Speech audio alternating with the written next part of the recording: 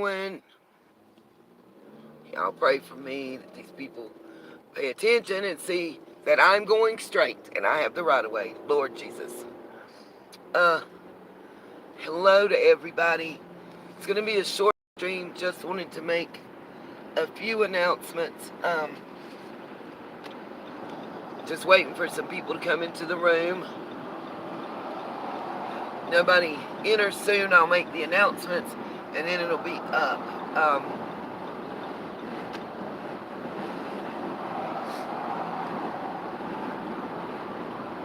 Just on the Hey, Maestro.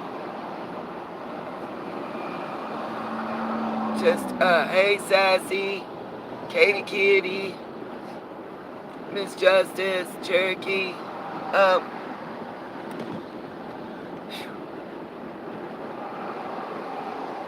I don't know about Scott, y'all. I haven't been able to watch a lot of live streams. I've been able to watch short videos and portions of live streams. A couple things I wanted to talk about. What in the blue hell am I seeing about Jody Sue saying, I took it to mean that she was saying Penny Fizzle orchestrated a break-in into her home, into her camper or whatever. Okay, well, first of all, what were they breaking in to get? Some cigarette butts or cigarettes? A loaf of bread? What? I mean, come on. Okay, that is totally cray-cray. And you're just going too far. And I don't know Tennessee law, but here where I live, to make a false accusation like that, number one, it's a criminal act. If she made an actual false police report and accused. To go online and publicly accuse somebody of that also, it can be construed as defamation of character, slander, and libel.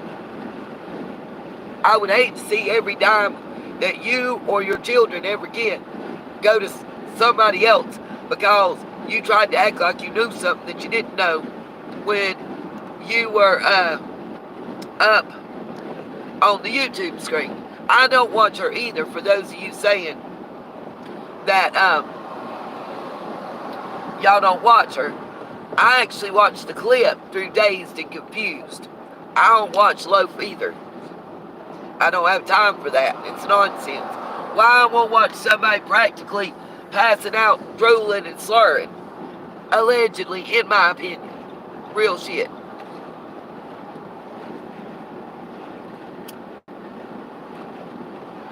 Jody Sue, let me explain something to Loaf. If you don't know no more about Summer's case than what the hell you done told us, we don't give two shits about what you got going on. Because other than that, you really don't have information. And I want you to know, I don't give a shit what nobody feels and thinks about what I'm about to say. But if you really are out of remission and your cancer is active, I want you to know that I'm praying for you to be cancer-free every day. Because I don't wish that upon you or nobody else. And that's as real as I can be.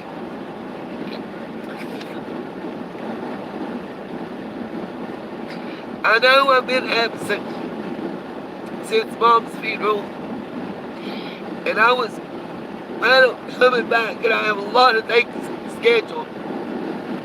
But sometimes life says, sit your ass down. And I'm not going into details, because I don't want nobody to feel like trying to have a pity party. I cannot really schedule stuff right now, guys. There's a lot going on personally with another member of my family that we all know has been sick. And it's not looking good. And that's really all I can say about it right now. That's why I'm in route. I think it's Thursday. I do have something. The Idaho 4 case. You know, I've been telling you guys for the longest that I have a really good friend who is going right now working on master's in criminology. Studying serial killers is the thing that she's been doing, like BTK and all that. She actually doesn't normally follow cases,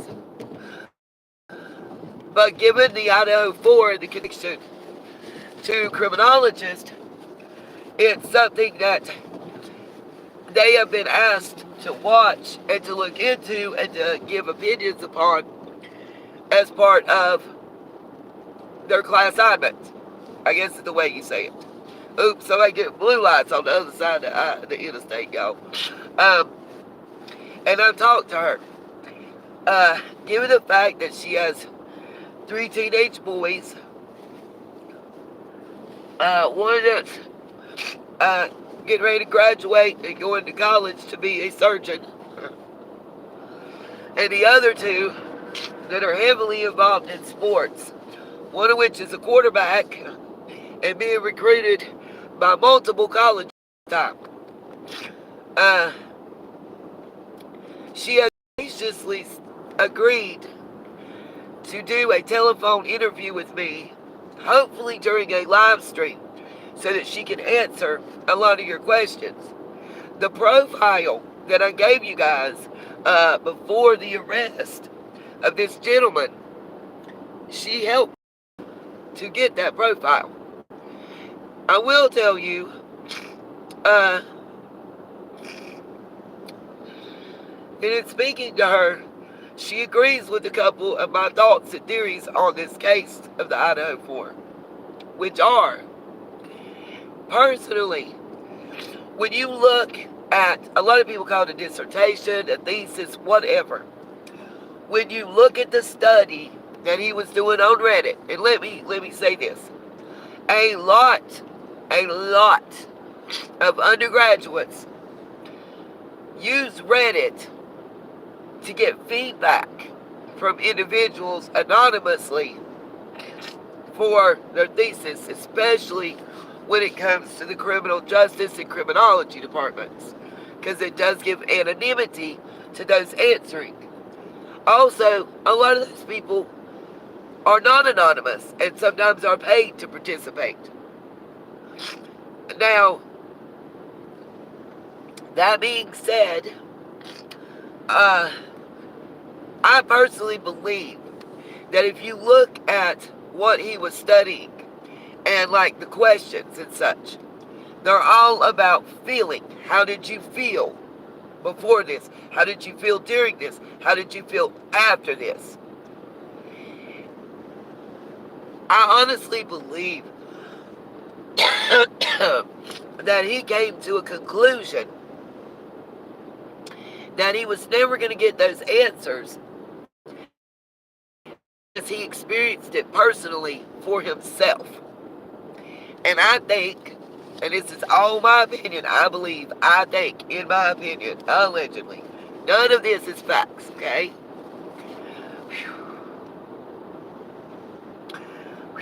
I personally believe that he came to the conclusion the only way that he was going to be able to complete that study and to get the answers that he was searching for was to personally experience it, to personally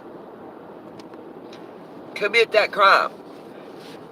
I also believe in looking into things. From what I got from the FBI profile and what's been released in the news media, he was not popular in school coming up. The popular girls, those cheerleader type, you know, the blonde-haired, perfect, all-American girl type, were mean to him, picked on him, ostracized him, especially when he was obese in his teenage years. I think that we'll find that there's some point in time that one of these three young ladies and him had some form of contact, and he felt, whether it actually occurred, is, understand, whether it's reality or not, it's about what he felt as the person that committed the crimes and how he saw and he viewed it. That's all that matters as far as what prompted his actions and reactions, okay? I believe he felt that just like in elementary, middle school, and high school, that these popular, for lack of a better way to put it, these popular girls in the group were laughing at him, were putting him down, making fun of him, ostracizing him again. And I think that and opportunity and convenience are why he chose them. What I haven't seen and been able to find proof of, but was told by her, my friend that's a criminologist working on her master's, apparently their professor, they've discussed in class, and it's told to them, so we're going to say allegedly, for a couple months, approximately, he was stalking one or more of these young ladies. I'm not going to single one out, because I just don't feel that's fair to the family, and I don't want to do that. I think he was stalking them. I think he was watching them. I think that's how he knew how to get in the house. I think it's a possibility that when no one was home, or when no one was there to know, I think he's been in that house before. I think that he has been inside that residence prior to the time that he took their lives.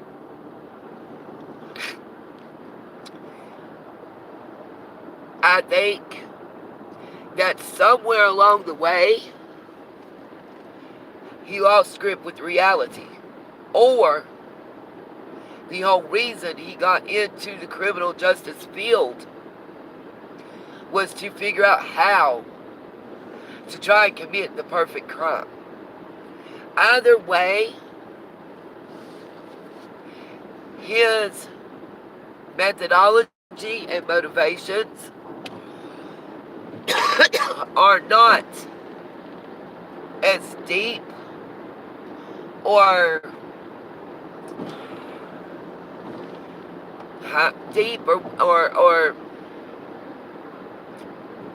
methodical, maybe methodical, but not as deep. I'm trying to think of the word I want to use.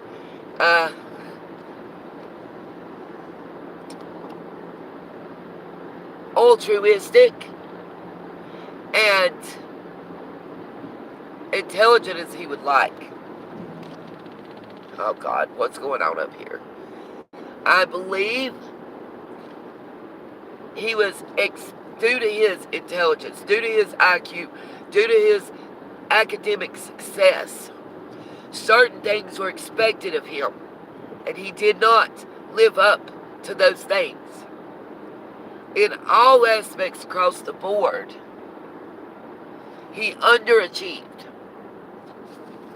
with the exception of school, with the exception of academics, which all of us know, once you graduate, other than having that diploma to show and that GPA, that don't do a lot for you in the real world. You know, I do apologize to you guys if you're asking. I am driving, so it's hard for me to read the comments because I don't know what these people got going on up here.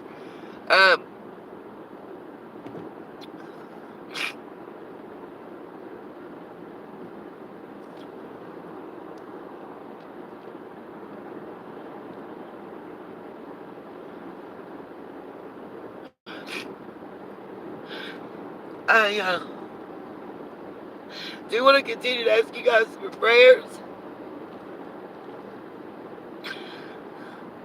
Very soon, I'll be able to sit down and explain everything. And what else going on. I just need to respect loved ones' privacy while it still is important and matters. I buried my mom on the 23rd. And for those of you that know right now that I've been able to have reached out to me and have talked to privately, you guys know I'm really not ready. But, you know, life and God don't give me time or us time when to be able to get ready sometimes. I am just trying to keep it between the ditches per se and keep it together. And just having this format where I can reach out to y'all and just talk through things and know that I'm not alone right now means the world to me. I don't know if it's going to be successful or not. I'm attempting a GoFundMe. It's hard. I don't have a brick and mortar bank account, and I really just can't go begin one right now.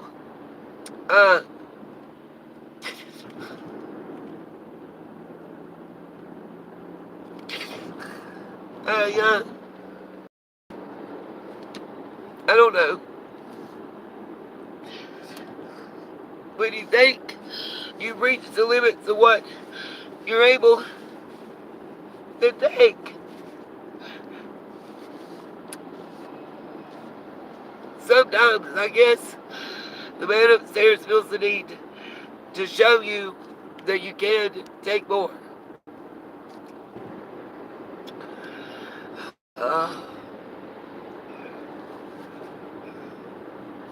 I gotta get off this exit and turn around.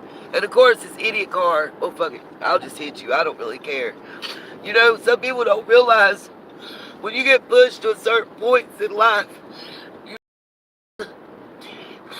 you may have reached any point of return as far as, like, don't push me. I'm not a killer, but don't push me right now. It's like, you feel like sometimes you have nothing left to lose in life.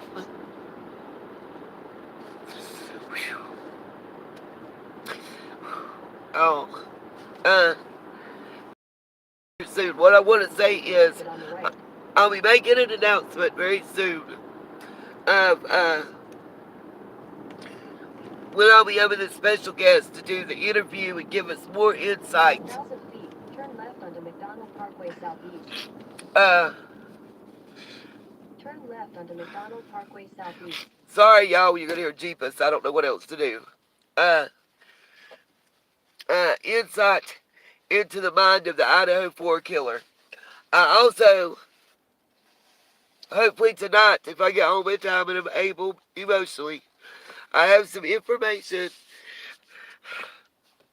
about the Department of Social Services and Child Protective Services in Hawkins County in Tennessee that I want to share with you guys. Some studies that have come out and some other things that I feel are important and pertinent to Summer's case. Sorry, y'all.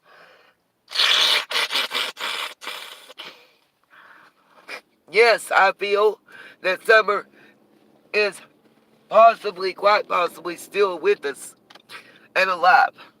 I feel that she may have been moved multiple times. And somebody said a question was posed by another creator in their live stream, asking if DSS, DPS, whatever you call it, CPS, was the cause of Summer being moved and with somebody else or whatever. Why just Summer? Why not her brothers? This question has been answered many times, and I was shocked that this creator did not know the answer, which is very simple. Her parents have criminal past, felonies. Summer is the only child whose abuse or neglect or any other type of, diddling or whatever you want to call it, would have carried felony charges. Okay?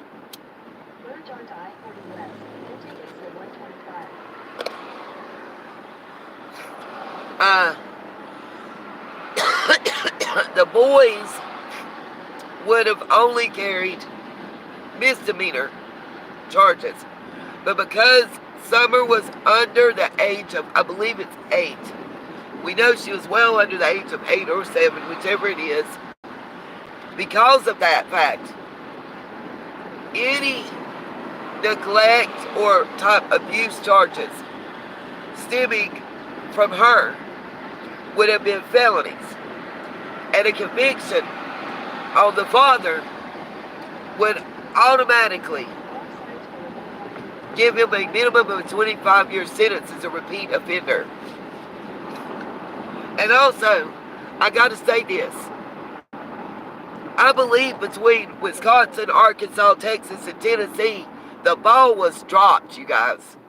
I have to say that emphatically. Why? You may ask. Well, let me say this clearly.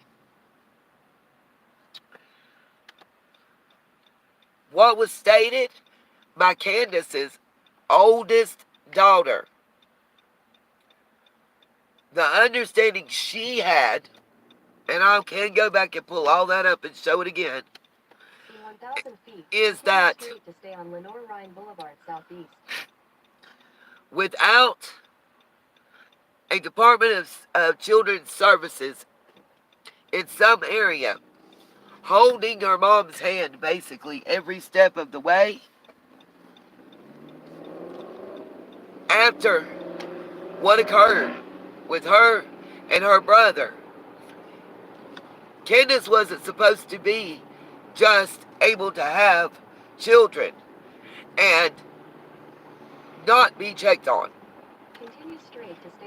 There's some sealed documents and statements from other family members, surviving children, Candace's sister and brother, that state also Continue on Lenore Rhine Boulevard Southeast for 1.5 miles. That there are some sealed records involving Grandma. Take the next right onto Lenore Rhine Boulevard and that Southeast. she was not around any children without supervision. Which makes sense if y'all think about it. She got ghosted real quick. That's 1. 2. Why is she not allowed around any of her other grandchildren? No matter who the parents are. Not just Rose's ex-spouse and those children, but any of them. Even the brother we've never heard from. Why? I've got to look back at Grandis's brother and the egregious nature of the acts against children he committed. And as it seems, based on his sentence, that he was convicted of. That, to me, makes more sense than any other convoluted cockamamie story that we've heard. All of these things put together, it's like we have a puzzle with 500 pieces. And we need to put it together And once we get it together, we can see the full picture and figure out what happened. Could Dawn just and Candace sign Summer over to Sonia and her husband? You know, that would have been the easiest thing, right? You know, because they got money. We know this. Problem is, Sonia's husband's an RSO. No wonder she's fighting like hell for her brother. She probably don't see nothing wrong with it. Her brother is allegedly one. Her husband is allegedly one according to court documents. So, it's not a leap of faith or a wild stretch. I mean, you have it on both. Poor Summer. This child had no chance in life. On every side you look on in her family tree, there either are alleged or convicted offenders. And then where she was living, they were all around her.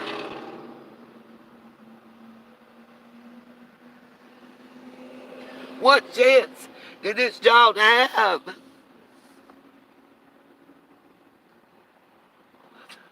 at a successful, normal life? So when people ask me why her case, well, one, proximity. Two, I grew up playing in the mud, in the dirt, barefooted, in the country, riding bikes and playing with cars instead of dolls, just like her. And two, I'm a mom and a grandmother with a heart.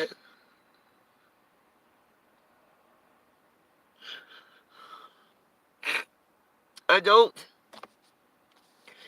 understand it. We will get into this in Idaho 4 and some more things that I found out about Shanquella Robinson. Like, for instance, in the video where they're fighting, Shanquella is unclothed. She is naked. In the pictures where the doctor and the first responders / EMTs, whatever you want to call them, are treating her, she has on biker shorts and a shirt. How did someone in the condition she was in at the end of that video that didn't seem to get better by the time the doctor and other emergency personnel arrived, dress themselves? You tampered with the crime scene that you caused to save your own asses. And there's no other way of looking at it. At the very minimum, you tampered with a body person. And you tampered with the crime scene. And then, whether you get convicted of a crime or not, y'all some shitty motherfuckers.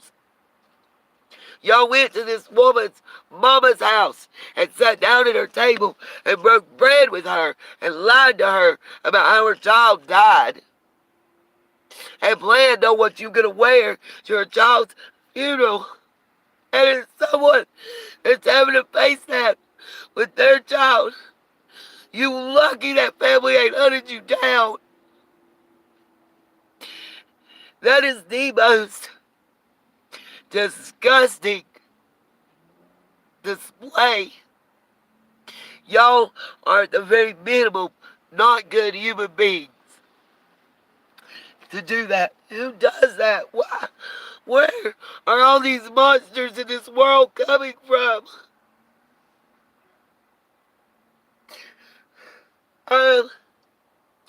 It makes you afraid to let your child, no matter how old or young, out in this world without you right there to protect them.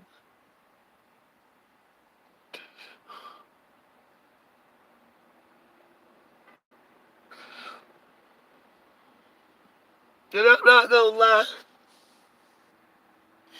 I'm angry. A part of me will always blame our government for my child. And someday I'll be able to talk about it.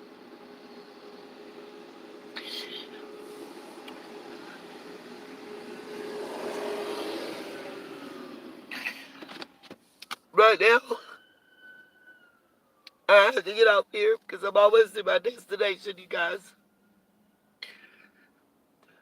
What I will tell y'all is I'm working on the GoFundMe. Anybody that would like to help, as always, I do have the Cash App, I do have the Venmo, I do have the PayPal. You can watch the video, you can click, you can, all the things that are free.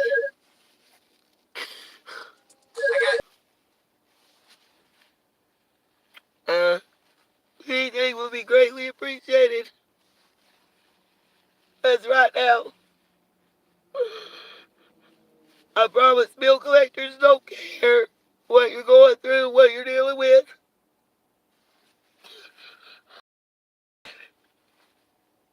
I want to thank anybody out there. There's several people that donated anonymously to help with my mom's expenses straight to the funeral. And that's still available and optional. It means a lot. But that's got to be done. As well as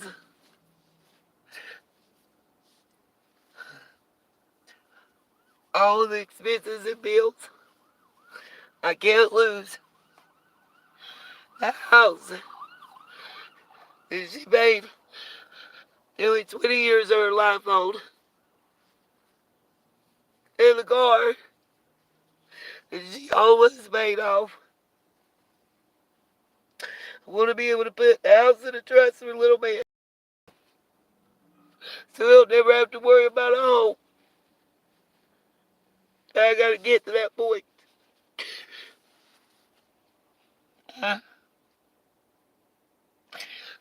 I just want you guys to know that it means a lot, and I love y'all. And hopefully we'll be able to do a live stream tonight when I get back home. I'm gonna need that. Uh, I do have to say goodbye at this point, and peace, love, and light, and I hope to see you all tonight. Thank you so much for all the love and the loyalty and the friendship and the prayers. Please continue.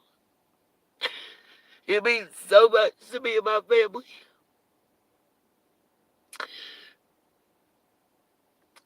Thank you all, and I'll see y'all later.